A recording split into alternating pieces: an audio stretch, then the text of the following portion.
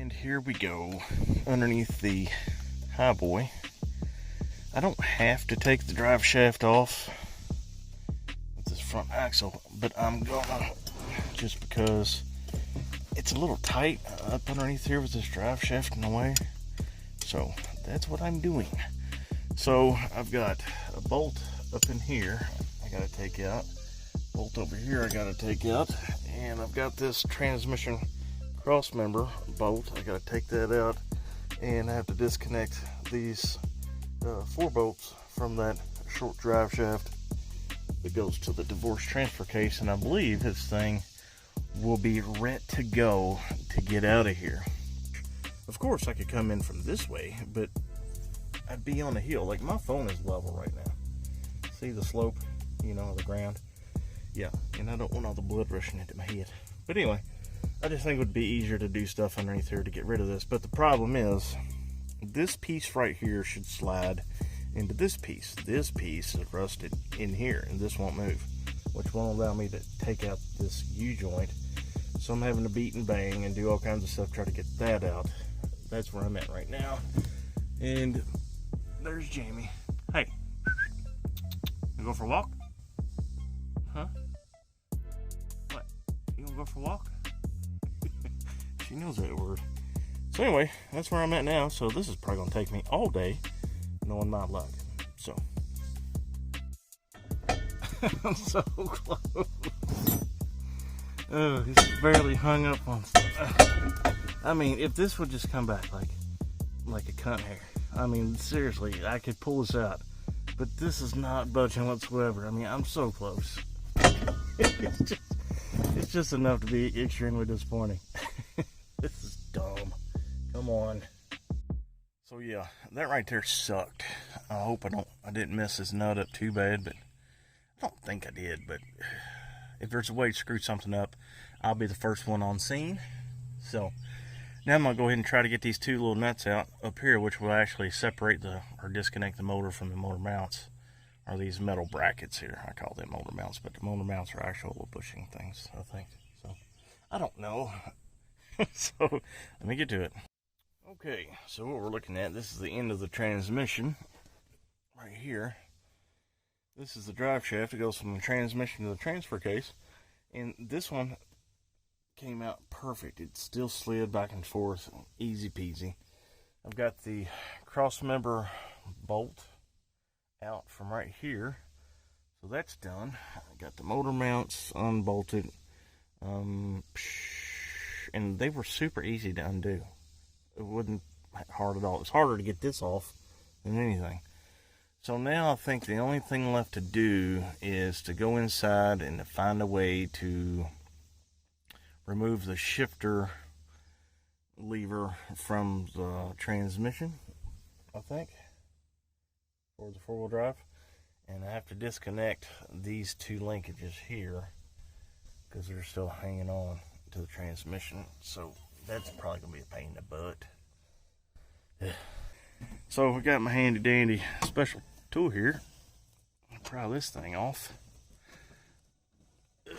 I might need 2 hands for this job. Probably going to, because it's got some stick up underneath here. Life would be easier if my shoulders were effed up. Okay, here's the transmission. And I was hoping this would just kind of unscrew, but it's welded. It kind of sucks. But there's a bolt right there, right here. I wonder if I could take that out, and if this would just lift out of there. That would be cool. It kind of makes sense, but then again, you just don't never know what you're going to get into when you start doing stuff, and it could be completely dumb. So I guess I'm going to take that bolt out, see what I can find. I was just kind of getting a little froggy, and I was like, I can't remember what's in the glove box. Apparently I've got holes in the firewall. That's awesome. Yes. Just make it go faster, I guess. So, more fresh air. That's one area I did not look at. Oh well, that can't be fixed. It's made of metal. It can be fixed. What are you doing? Trouble? Huh? What you doing? What are you doing? Huh? What are you doing? Reevaluate the situation. So I think what I'm going to end up doing, I'm sure there's a way to get it out. I just either don't have the proper tool to get in to get that bolt out, or I'm just stupid and I'm going to make a bunch more work for myself, which I'm going to choose the latter because I'm good at being stupid and making a bunch of extra work for no reason. So I've decided I'm going to take the cab off the truck. Yeah, I'm probably just going to leave the seat in it. I've already got the steering column disconnected, and my buddy Davey, if I can get the cab mount bolts off of it, he's going to come down here with the tractor, and I'll hook a bunch of straps around the roof and see if he just can't pick it up. I'll probably take the doors off of it to make it a little bit lighter. I might take the seat out. I don't, who knows. But that would definitely make it easier at getting the engine, transmission, and the transfer case out. Plus, I could actually sandblast the whole chassis and start immediately going into replacing brake lines, putting shocks on it, new bushings, putting new body mounts. It would probably be the right way to do it.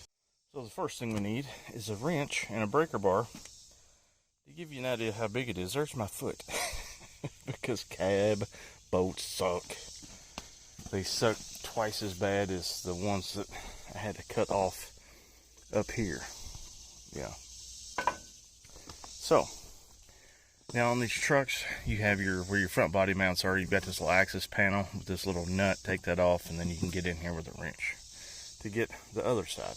And once you get that access panel off, you can see this is where all the mice and squirrels and chipmunks and all that other shit migrate to make a home. Yeah, that's where all that stuff is. I know my camera skills suck, but yeah. Now I gotta clean all that out. Fun.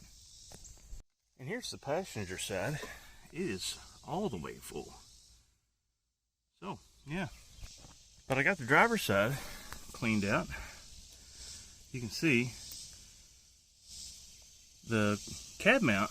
The frame of it is in good shape. It's just the floor pan on the inside is what's bad. So that's cool. So I'm letting that soak in some PB Blaster, and I'm gonna go clean out the other side.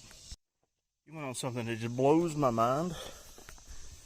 The rubber body bushing is so stuck to the metal.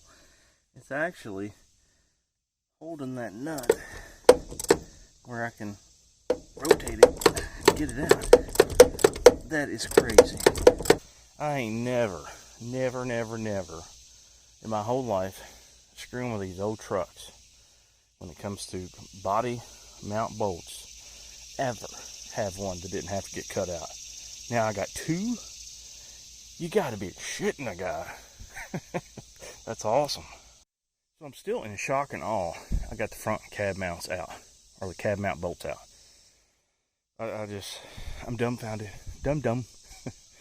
I just got the two back ones to go, but I'm gonna sit and marinate in my victory, and I'm gonna start finding the seat mount bolts here because I want to get this seat out. Do I have to? No, not really, but I'm gonna, just so I can get this nasty carpet out and maybe take out the fuel tank. I don't know, I just want to make it as easy as possible when we lift it out here with the tractor. You know, less weight would be gooder, I guess. So that's what I'm doing now. Another small victory. I got the seat out. I didn't know if I was going to be able to get those seat bolts out because they were pretty rusted in there. But thanks to PB Blaster and a little persuasion, they came out. Now, I've cleaned the carpet out. I vacuumed it. Now I can still see I've got some, acorns and a bunch of nuts and other things back here behind the fuel tank. So I'm going to disconnect the fuel tank and try to pull it back and clean back there. And then I'm just going to rebolt the fuel tank back because she be empty. The fuel tank seems to be in pretty good shape though. It looks like it might have been replaced at one point in time. But, so, yep, that's where I'm at now. So check it. Or it's been very recently replaced. This sucker is in good shape. So that's a win. That's one pretty important part I don't have to buy. Now, look at all the acorns, all the nuts. So yeah, and there's a mouse house. Yeah, you know, from, like I said, from what I was thinking, from the seat mounting area back is going to be good. It's just from here forward, it's basically a square like that big on each side that has to be replaced. So that's really not a big deal. What is a big deal is the water that's got up in here and started some rust there. That will be fixable, but it will require taking the back window out. So that'll be a very, very much later project. So let's get to cleaning these out. For the most part, this old truck has been a sweetheart. It's hard to do with one hand without holding my ratchet, but this bolt here, this other body bolt, is coming loose like it was just barely even tight. And I got one more to go. I hope that one's just as loose. That would be excellent. And then I'm just going to remove the doors, set them to the side. I got to disconnect the emergency brake cable from up here, and this cab should be able to come off. I might even be able to take it off myself. I'm going to give her a try. If not, I'll just go get a tractor.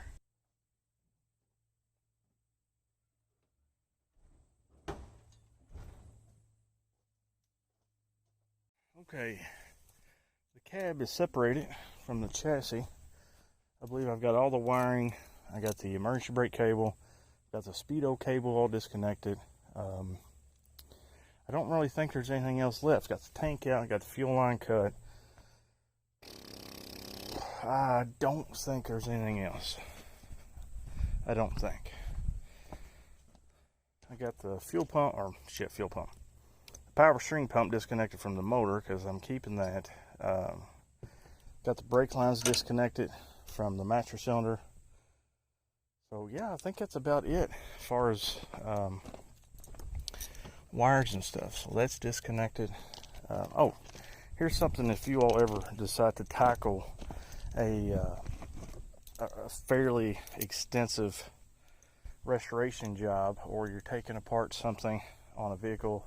Say if you're taking the front clip off, inner fenders, hood spring, all that stuff, taking the doors off for any reason, make sure that you catalog every single part while you take it off. This is power steering bolts, and right here I've got door bolts, because this right here is going to make your reassembly 1,000 times easier. Now, if I was just working on something like this, I wouldn't care, but doing something like this is what Dave taught me when I worked at Hot Rod Shop. You have got to catalog every single bitty part, even if it's a junk, broke part, because you may need that part at a later date to put it together to make something work, or you always got to save the smallest bit of parts. Even, there's one part I just remembered, I don't know if I put it in the bag, but the little metal clip that goes up on the emergency brake cable, I don't even know what that is. That's nothing I took off. It's got Ford on it, so I'll save it. Okay, well, looky here. Finally, got the cab off of the chassis. The motor is completely separated.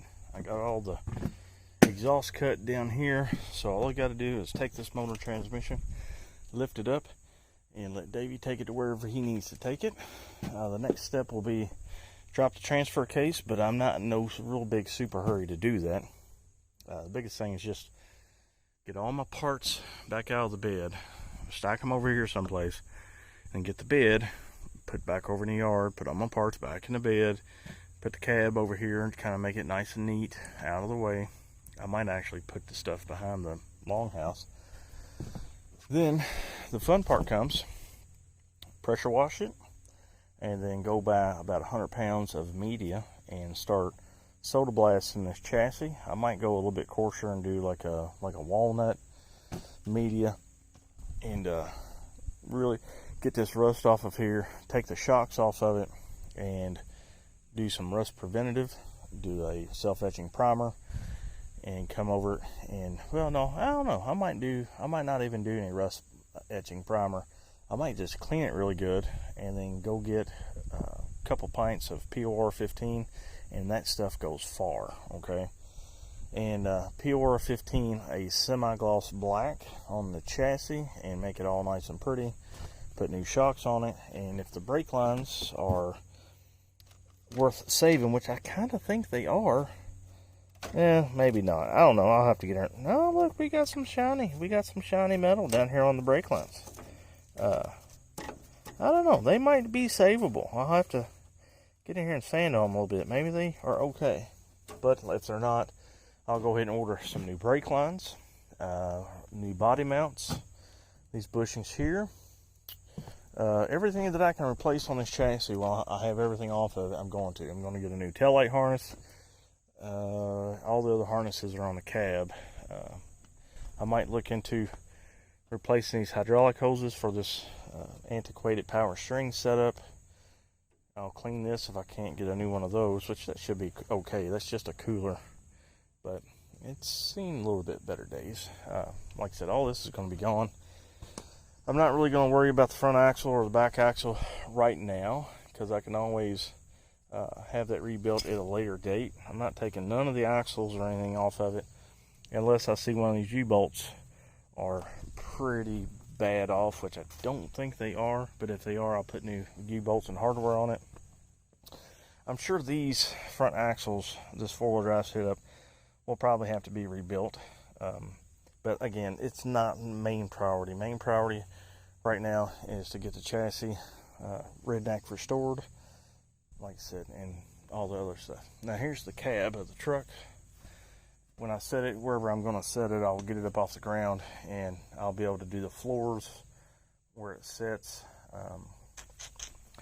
The only thing that happened is when we used this strap is this grip rail here is fairly weak, and like I said, there's some rust on it. So I don't know what I'm going to do about that.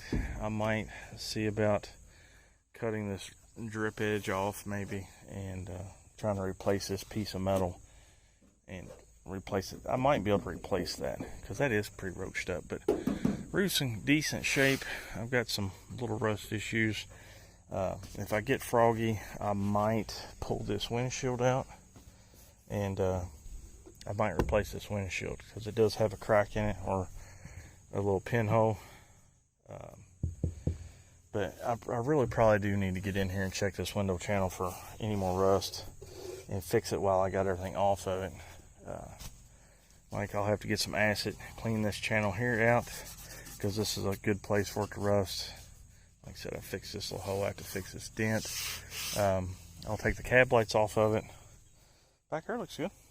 Other than that, I can fix that. No big deal. That's no big deal.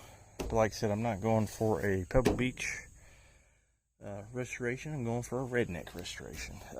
And I am going to order a new steering column.